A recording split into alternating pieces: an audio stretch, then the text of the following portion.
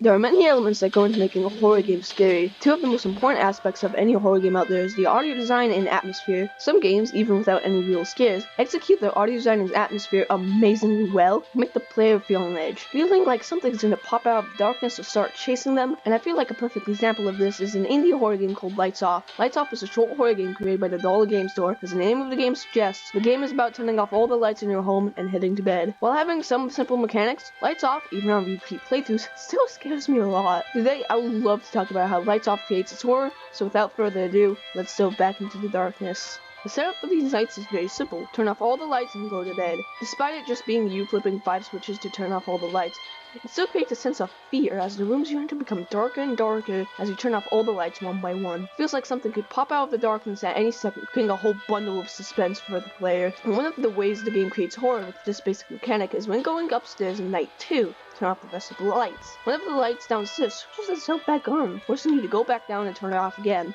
making it feel like something would be standing behind you when turning around to go back up. In order to finish each night, you need to go to bed and hold down a meter in order to fall asleep.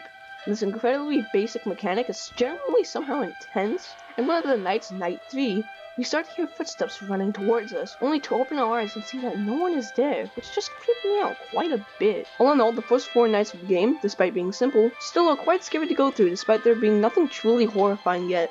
It still is able to scare the player with subtle moments and odd sounds such as sounds of something breathing or moving. And every night having some kind of new ambience playing, going from just our footsteps to some kind of alien noises later on, definitely helps create this game's horror. However, despite these nights being quite effective, none of that even compares to Night 5. Night 5 is vastly different from anything else in this whole game. The objective isn't to turn off all the lights, but instead it's to use a camera to briefly light up the room, trying to see something that is in your house. This section made me actually scared of the dark atmosphere. Sounds coming from what seems to be the radio on the table makes it feel more terrifying because the sounds are just so bizarre. It sounds vaguely human but still unrecognizable. After searching the house long enough, eventually you'll be able to flash something with the camera and it'll go somewhere else in the house. This night and the atmosphere it makes is one of the most terrifying things I've ever played. As a matter of fact, I was so scared that I have to have friends watch me play it. Hell, the first time I tried to play it by myself, I literally quit the game.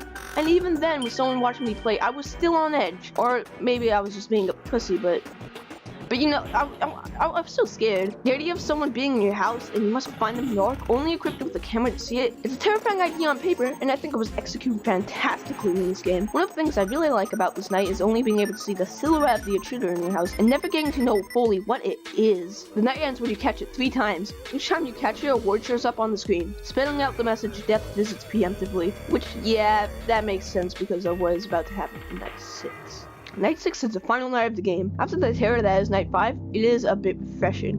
But you're not relieved of any feeling of dread yet. All the lights have suddenly turned completely red, creating this atmosphere of danger, like something in the house is about to kill us, and yeah, I think that's quite fitting. After turning off all the lights, you go to bed as usual, and you hear breathing at the foot of your bed. If you open your eyes, you'll see this.